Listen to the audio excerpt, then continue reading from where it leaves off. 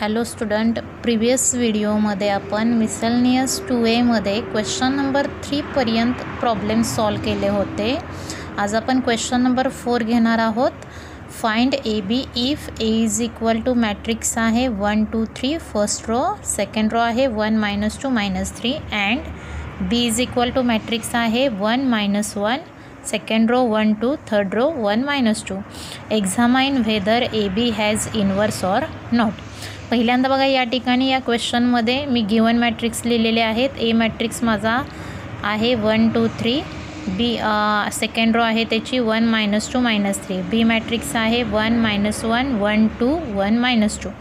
आता पहिल्यांदा आपल्याला ए बी प्रोडक्ट फाइंड करायचं आहे. ए मॅट्रिक्स आहे असाच लिहिला, बी मॅट्रिक्स लिहिला.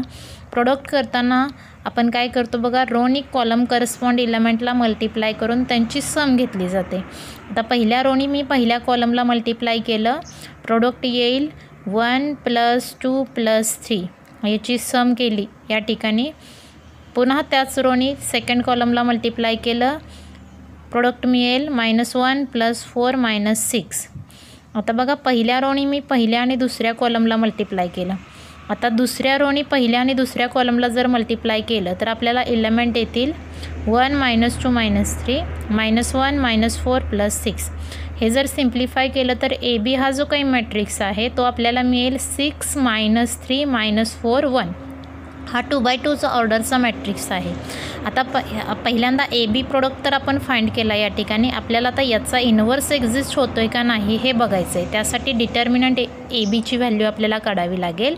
डिटर्मिनंट ए बी जो आहे तो आपल्याला मिळेल 6 -3 -4 1. याचं जर एक्सपान्शन केलं तर ते एक्सपान्शन येईल तुमचं 6 × 1 -3 × -4, म्हणजेच 6 - 12 वी गेट -6. आणि -6 इज नॉट इक्वल टू काय आहे, 0 आहे. म्हणजेच ए बी हा जो काही मॅट्रिक्स आहे याचा इन्व्हर्स हा काय होणार आहे, एक्झिस्ट होणार आहे. त्यामुळे A B has inverse. Then पुढचा क्वेश्चन बघा, क्वेश्चन नंबर 5 आहे.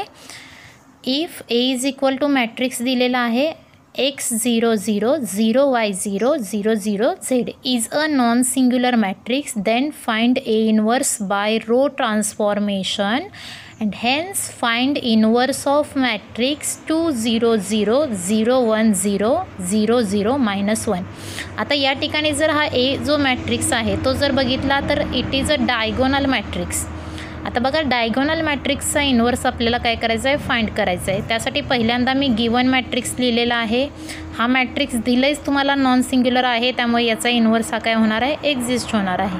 ए जो मॅट्रिक्स आहे तो आहे तुमचा x 0 0 0 y 0 0 0 z.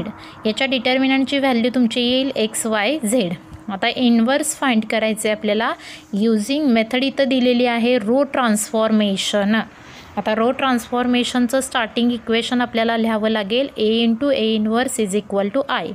ए हा तुमचा गिवन मॅट्रिक्स आहे, तो या ठिकाणी लिहिला आपण x 0 0 0 y 0 0 0 z. A inverse as it is ठेवला. एच्या ऑर्डरचा आयडेंटिटी मॅट्रिक्स या ठिकाणी आहे तुमचा 1 0 0 0 1 0 0 0 1. आता बघा, या मॅट्रिक्सचं रिडक्शन आपल्याला कशामध्ये करावं लागतं तर आयडेंटिटी मॅट्रिक्समध्ये. आता हे करताना त्याच्या काही स्टेप्स आपण घेतलेले आहेत. रो ट्रान्सफॉर्मेशन करताना नेहमी काय केले जातात, कॉलम चेंज केले जातात. म्हणजे पहिल्यांदा पहिली कॉलम तुम्हाला 1 0 0 करायची आहे, दॅन आफ्टर दुसरी कॉलम 0 1 0 करायची आहे आणि दॅन आफ्टर तिसरी कॉलम 0 0 काय करायची आहे 1. आता बघा, या ठिकाणी जर डायगोनल सोडले तर बाकीचे सगळे एलिमेंट इथं काय आहेत, 0 आहेत. म्हणजे पहिल्या कॉलम रोवरती आपण ऑपरेशन ॲप्लाय केलं बघा, रो ट्रान्सफॉर्मेशन केलं, R1 चेंज केला. R1ला कशाने डिवाइड केलं, xने. या रोला जर मी xने डिवाइड केलं तर या रोतले एलिमेंट तुमचे येतील 1 0 0. हे तर एलिमेंट 0 0च राहणार आहेत. त्यामुळे बाकीचे ऑपरेशन ॲट अ टाईम आपण करूयात. R2सुद्धा चेंज करूयात. R2 डिवाइडेड बाय काय केलं, y, आणि R3 change R3 divided by काय केलं, z. बघा, पहिल्या रोला जर xने डिवाइड केलं तर पहिली रो येईल 1 0 0. ए इन्व्हर्स ॲज इट इज. यात मॅट्रिक्सची पहिली रो येईल 1/x 0 0. दुसऱ्या रोला आपण काय केलं आहे, yने डिवाइड केलं आहे, त्यामुळे दुसरी रो होईल तुमची 0 1 0 A inverse as it is. तिसऱ्या रोला झेडनी डिवाईड केलं 0 0 z by z we get 1. या मॅट्रिक्समध्ये बघा दुसऱ्या रोला वायनी डिवाईड केलेला आहे 0 1 by y 0. Then third row मिळेल 0 0 1 बाय झेड. हा तुमचा आयडेंटिटी मॅट्रिक्स झाला. I into A inverse is equal to we get a matrix 1 by x 0 0 0 1 by x 0 0 0 1 by z. म्हणजेच ए इनवर्स काय मिळाला बघा या ठिकाणी आपल्याला A inverse is equal to 1 by x 0 0 0 1 by y 0 0 0 1 by Z. आता हा जर रिझल्ट बघितला आपण तर पुढचा जो मॅट्रिक्स दिलेला आहे बघा याचा इनवर्स आपल्याला काढायला सांगितला आहे. फ्रॉम अबाव रिझल्टवरून आपण डायरेक्टली त्याचा इनवर्स लिहू शकतो आहे. बघा जर मॅट्रिक्स तुमचा x 0 0 0 y 0 0 0 झेड हा काय आहे डायगोनल मॅट्रिक्स असेल तर त्याचा इनवर्स म्हणजे नॉन डायगोनल एलिमेंट हे 0च राहतात. फक्त diagonal element x Y Z ऐवजी 1 बाय एक्स 1 बाय वाय आणि 1 बाय झेड होतात. म्हणजेच याचे डायगोनल एलिमेंट आपण लिहिले बघा 1 बाय 2 0 0 0 1 बाय 1 1 मिळाला 0 0 0 1 बाय -1 वी गेट -1. तर या ठिकाणी एक ट्रिक लिहिलेली आहे आपण फॉर JEE बघा. ट्रिक आहे तुमची ए जर मॅट्रिक्स तुमचा डायगोनल असेल म्हणजे x 0 0 0 y 0 0 0 झेड तर is a non singular matrix आहे. याचा इनवर्स तुम्हाला मिळेल 1 by x 0 0 0 1 by y 0 0 0 1 by z. म्हणजेच काय बघा हे जर इलेमेंट समजा ABC असते तर या ठिकाणी ते इलेमेंट तुमचे 1 बाय ए 1 बाय बी आणि 1 बाय झेड. म्हणजे हे जे डायगोनल इलेमेंट आहेत त्याचा रेसिप्रोकल तुम्हाला या ठिकाणी इनवर्समध्ये फक्त लिहायचा आहे. ओके. देन क्वेश्चन नंबर 6 बघा. क्वेश्चन नंबर 6 आहे if A is equal to matrix आहे 1 2 3 4 and x is 2 by 2 matrix such that AX is equal to I then find x.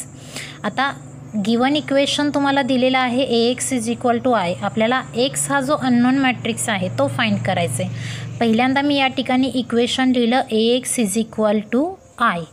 ए हा तुमचा गिवन मॅट्रिक्स आहे, आय अननोन मॅट्रिक्स आहे आणि I हा जो मॅट्रिक्स आहे तो एच्या सेम ऑर्डरचा या ठिकाणी घ्यावा लागेल तुम्हाला 1 0 0 1. आता या ठिकाणी बघा ट्रान्सफॉर्मेशन यूज करताना तुम्हाला सांगितलेलं आहे जो अननोन मॅट्रिक्स आहे तो या पोझिशनला असेल. म्हणजे या इक्वेशनमध्ये बघा A into A inverse is equal to I हे इक्वेशन आपण रो ट्रान्सफॉर्मेशनमध्ये घेतलं आहे. म्हणजे जिथं अननोन मॅट्रिक्स आहे त्याच पोझिशनला इथं अननोन मॅट्रिक्स आहे. त्यामुळं या फॉर्ममध्ये हे इक्वेशन असेल तर तुम्हाला या इक्वेशनवरती फक्त आणि फक्त रो ट्रान्सफॉर्मेशनच यूज करावे लागतात. म्हणजे अननोन मॅट्रिक्स हा पोस्ट फॅक्टर असेल तर काय करावे लागतील रो ट्रान्सफॉर्मेशन यूज. आणि अननोन मॅट्रिक्स हा प्री फॅक्टर असेल सुरुवातीचा मॅट्रिक्स असेल तर त्या ठिकाणी तुम्हाला कॉलम ट्रान्सफॉर्मेशनच यूज करावे लागतात. आता या ठिकाणी बघा ए मॅट्रिक्स लिहिला 1 2 3 4 एक्स ॲज इट इज हा तुमचा आहे आयडेंटिटी मॅट्रिक्स. आता याच्यावर सुटेबल रो ट्रान्सफॉर्मेशन यूज करायचे आहेत आणि याचं रिडक्शन आपल्याला कशात करायचं आहे आयडेंटिटी मॅट्रिक्समध्ये.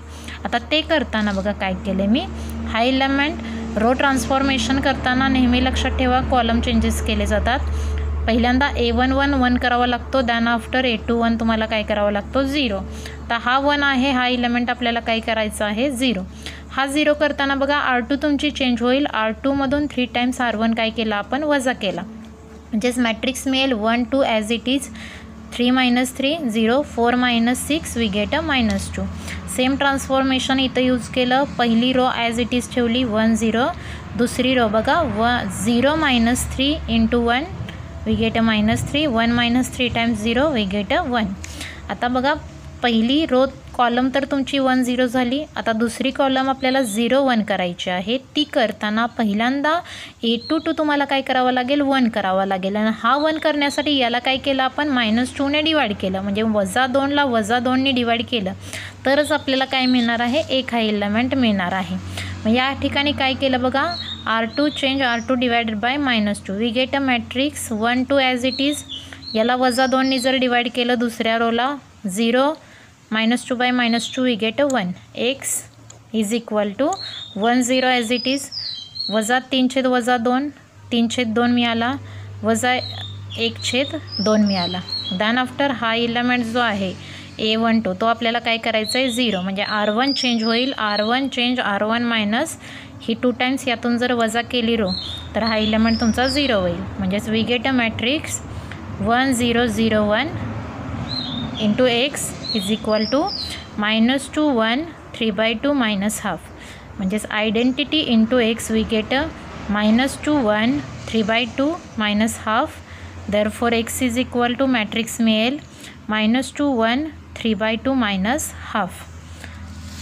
देन क्वेश्चन नंबर 7 जो आहे तो होमवर्कसाठी लिहून ठेवा. Find the inverse of each of the following matrices.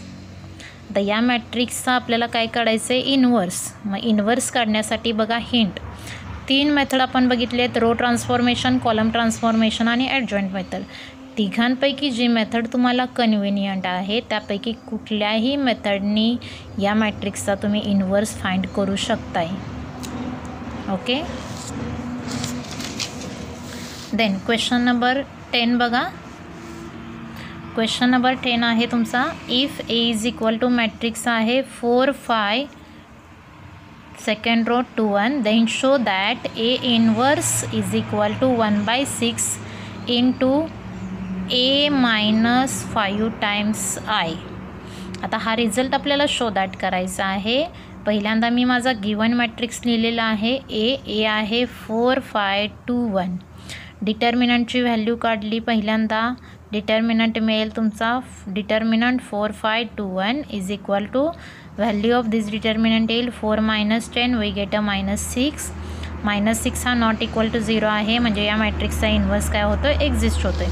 आता पहिल्यांदा हा रिझल्ट शो दॅट करण्यासाठी आपल्याला इन्व्हर्स तर फाइंड करावा लागेल. कुठलीही मेथड ॲप्लाय केली तरी चालेल. या ठिकाणी मी ॲडजॉईंट मेथडनी इन्व्हर्स काढणार आहे. A मॅट्रिक्स लिहिला 4 5 2 1. आता बघा या मॅट्रिक्सचे मायनर ऑफ इलेमेंट बघा M1 1 आला, A11 सेम येईल 1, M12 2 आला, A12 अपोजिट इन साईनमध्ये लिहिला -2, M21 5 आला, A21 -5 लिहिला, M22 4 आला, A22 4 मिळाला. मॅट्रिक्स ऑफ कोफॅक्टर म्हणजेच AI जे मिळाला 1 -2 -5 4. देन ॲडजॉईंट ऑफ A म्हणजेच AI जेचा काय होईल ट्रान्सपोज, आणि हा ट्रान्सपोज मिळेल 1 -5 -2 4. Then using the formula A inverse is equal to 1 by determinant A into adjoint A. Determinant A ची व्हॅल्यू पुट केली आपण 1/-6 इंटू मॅट्रिक्स 1 -5 -2 4. हे इक्वेशन 1 कन्सिडर केलं.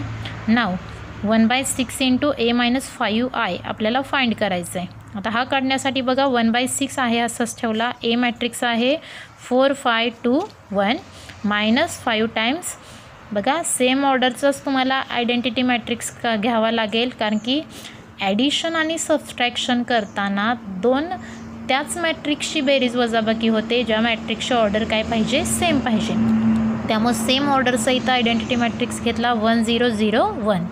1/6 ॲज इट इज. पहिल्यांदा हा स्केलर मल्टिप्लाय केला या मॅट्रिक्सला, स्केलर मल्टिप्लिकेशन येईल 5 0 0 5.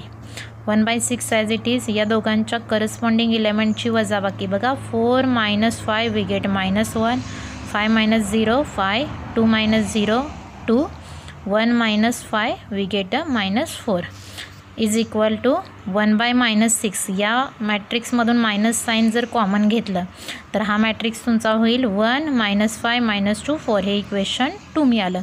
नाव from equation 1 and 2 we show that A inverse is equal to 1/6 into A -5I.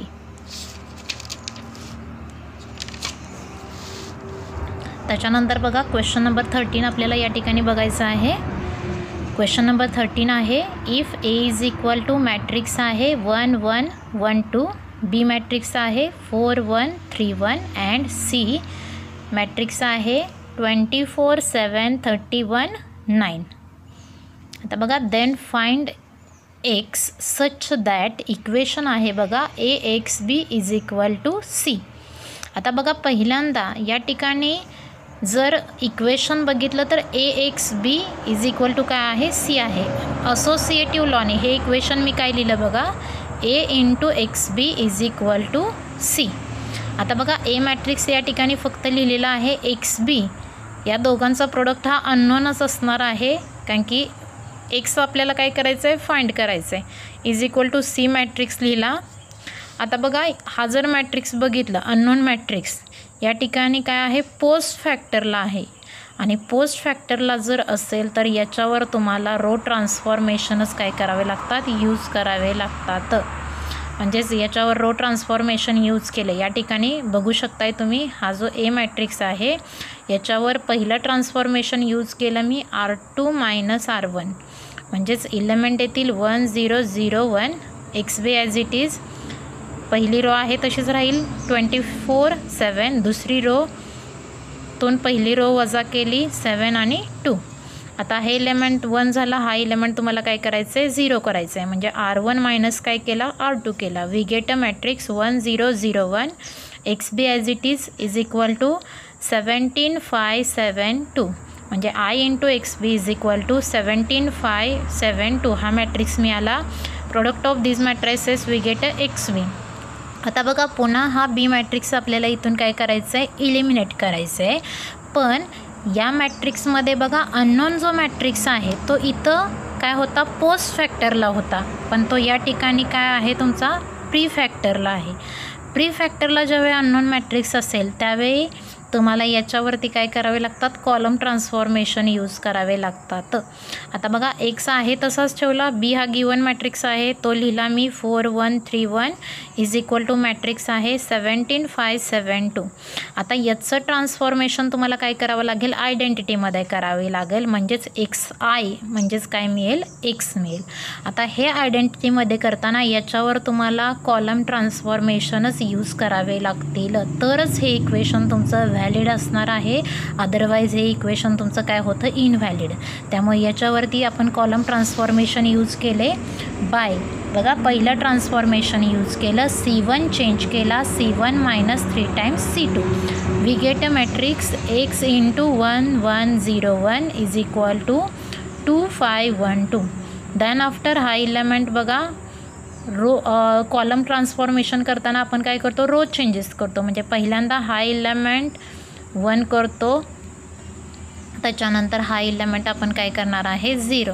आता हा 0 करताना C2 मधून C1 वजा केला हा इलेमेंट काय होईल तुमचा 0 म्हणजे C2 चेंज केला C2 minus C1. X into matrix मिळाला 1 0 0 1 is equal to 2 3 1 2. Therefore XI is equal to 2 3 1 1. Therefore X is equal to matrix मिळालेला आहे 2 3 1 1. आता बघा हाच प्रॉब्लेम तुम्ही ऑर मेथडनी पण सॉल्व करू शकताय. जे इक्वेशन दिलेलं आहे ते असोसिएटिव्ह लॉने तुम्ही AX into B is equal to I लिहू शकताय. बट B चेंज करताना याच्यावरती तुम्हाला पहिल्यांदा कॉलम ट्रान्सफॉर्मेशन यूज करावे लागतील म्हणजेच हा आयमध्ये रिड्यूस झाला तर AX इज इक्वल टू काय मिळेल D मिळेल. आता त्याच्यानंतर इथं अननोन जर बघितलं तर अननोन मॅट्रिक्स तुमचा काय आहे पोस्ट फॅक्टरला आहे आणि पोस्ट फॅक्टरला असेल त्यावेळी याच्यावर तुम्हाला रो ट्रान्सफॉर्मेशनच यूज करावे लागतील. एवर रो ट्रान्सफॉर्मेशन यूज केल्यानंतर याचं रिडक्शन आयमध्ये होईल I into X is equal to हा सुद्धा मॅट्रिक्स चेंज होईल E घेतला म्हणजेच I इंटू एक्स मिळाला is equal to we get E. कोणतीही मेथड तुम्ही फॉलो करू शकताय. एक्स हा मॅट्रिक्स तुम्हाला सेमच मिळणार आहे. ओके